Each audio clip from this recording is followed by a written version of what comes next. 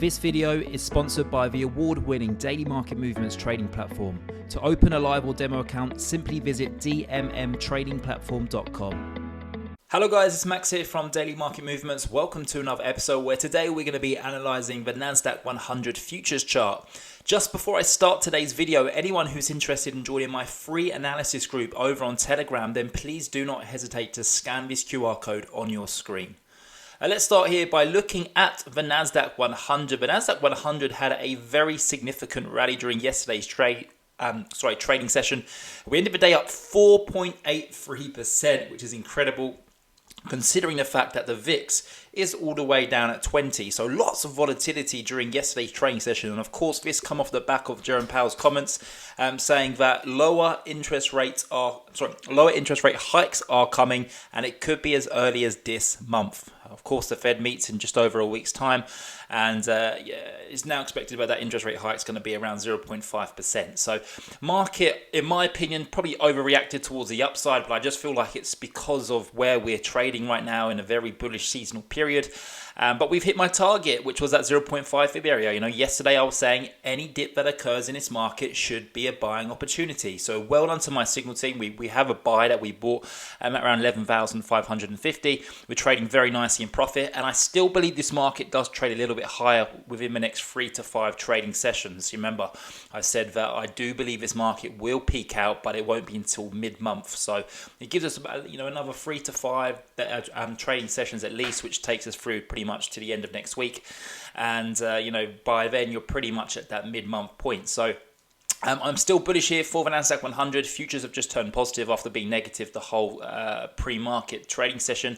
Markets are expected to open in approximately 1 hour's time. So I would definitely be looking for this to push up towards a 50 to 200 day EMA. That's what we've seen in the S&P 500. We're now testing the bottom of this the top of this downtrend that we've been trading in for the whole year. And of course, the Nasdaq 100 still has a little bit further to get to that point. It will take us to around 12,250. So all eyes on that. Also, I'm looking at the dollar. If the dollar's breaking below that 200-day EMA, I said that we were sitting on it, and if we did get a break below it, that could potentially open up a trapdoor down to 100.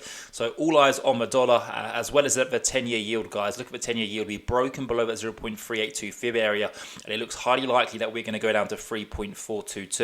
That being said, I would look at 3.422 offering some sort of support in the short term.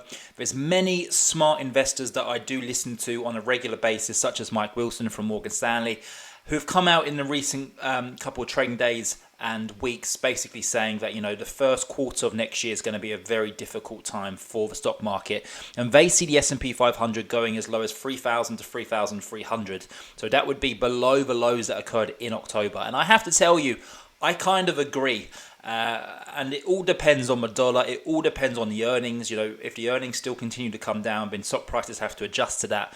Because at current levels where the S&P 500 is right now, above 4,000, just under 4,100, we are very highly valued for the current earnings that are likely to come in January. So I do believe that there's some volatility, but you could also look at it from a different point of view and say, well, hang on a minute, we've got the jobs number coming out tomorrow. Look at the jobs number yesterday, coming a lot lower than expected.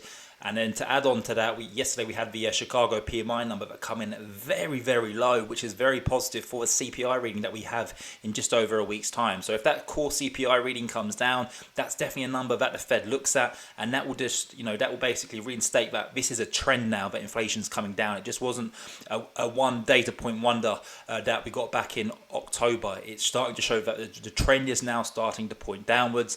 And of course, on Friday, guys, if we do get a job number that is, a lot lower than expectations, that is a huge bullish catalyst for the markets to trade higher into year end, because don't forget, the job market is what the Fed is paying the most attention to. So you definitely want to have a look at that number on Friday. And then of course, just after the CPI reading in over a week's time, 3 days after that, we have the Fed minutes rate decision. And of course, it's going to be the guidance. Most investors are expecting a 0.5% hike. But it's a guidance going forward. How are the interest rates going to impact the markets going forward? And if we do start to see or hear rumours of a pivot, that could be what sends the Nasdaq 100 up towards that 250-day EMA or 200-day moving average, which currently sits at around 12,500.